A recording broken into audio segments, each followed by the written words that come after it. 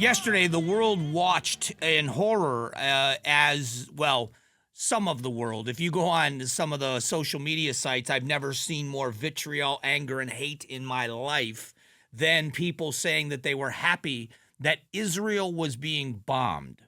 That civilians, all these people that are so concerned about civilians, are now happy that Israel is being bombed by 180 ballistic missiles. But yesterday, most of us, the sane world, watched in horror as the Iranians fired 180 ballistic missiles into Israel. Now, what's interesting about this is that nothing was really damaged. It was minimal. And this sends a message to the world. This is the second time in less than a year that the Iranians have sent some sort of missile, rockets, a barrage toward Israel with no effect. So Matt Gutman, ABC News, talking about this and this decades-long war. Israel and Iran have been fighting the shadow war for about 15 years. Iran has set up a series of proxies around the Middle East to fight Israel and to pressure Israel. The biggest one of them has been Hezbollah. Iran has been funding Hezbollah really since the 80s. Yeah, since the 80s. They took over in the 1970s, late 1970s or mid-1970s. The Shah of Iran was deposed. He was exiled, and the Ayatollahs moved in. The Ayatollahs moved in and became the supreme leaders of Iran. They run Iran as a theocracy. And I know many Iranian Americans. The Iranian people are good people. You talk to the Iranians, they clamor to be free. The Arab Spring and the things that have happened, that they want a more Western society. They don't want to live under religious rulers. And so, the U.S., what do? Is it our job to go in and start a revolution in a country? No, but what we can do is we can put them in a position to create their own peace. What the Iranians have done at every turn, when they have been given a chance to have commerce again, anytime their wealth has been restored, anytime the world has been given permission to do business with them, they take the money and instead of improving the economy and the quality of life for their people, they turn around and they build and buy munitions in order for their express purpose in their constitution to destroy Israel. It's part of their constitution. So when this is happening and we're watching this go on, Israel has said our response is going to be severe. The Biden administration is going to do what they can to make sure that whatever is done is measured so that it doesn't escalate into a full-scale regional war.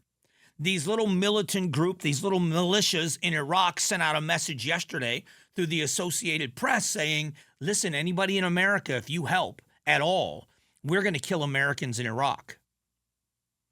The response from the U.S. should be stern, and it should be a warning to them that if one American is injured by one of your bullets, by one of your rockets, by one of your grenades, if one American is even modestly injured, there will be a response from America that you can't even imagine.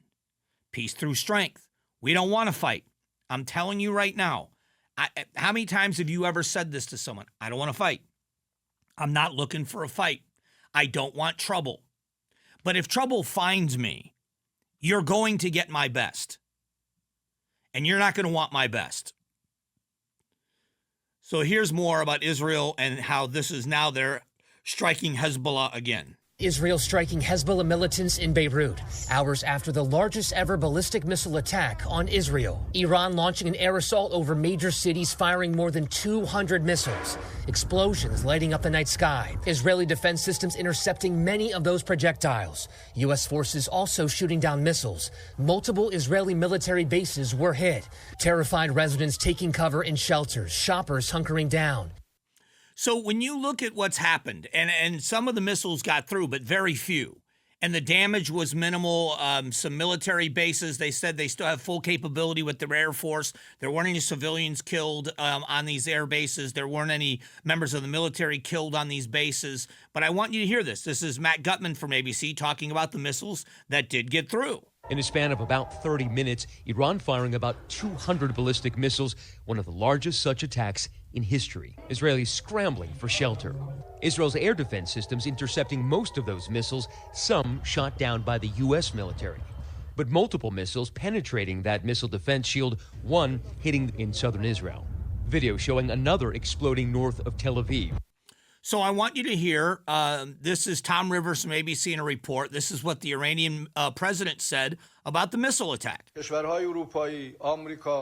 Masoud Pezeshkian vows next time if Israel does something to disrupt his country's security, Iran will respond, and that response, he warns, will be far greater than what was demonstrated last night. On specifically Israel's Iron Dome aerial defense system, he mocks it, saying it's more fragile than glass.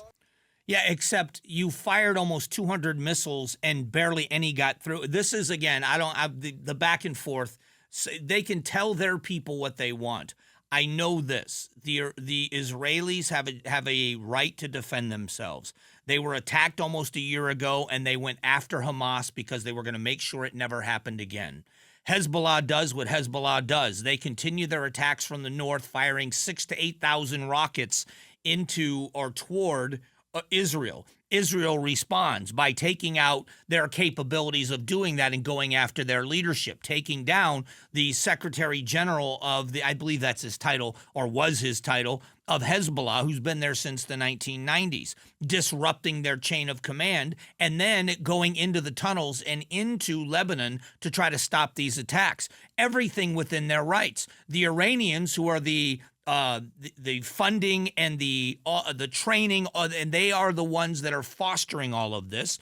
They lob 180 to 200 ballistic missiles toward Israel, doing almost no damage whatsoever. And now they're warning, if you respond, we're going to do something else. It's a ridiculous attempt to change what's actually happening. It's gaslighting above all gaslighting. Thanks for watching the Mike Broomhead Show. Tap to watch the first season of Amazing Arizonans, a KTAR News podcast. You can also click the button in the middle to subscribe.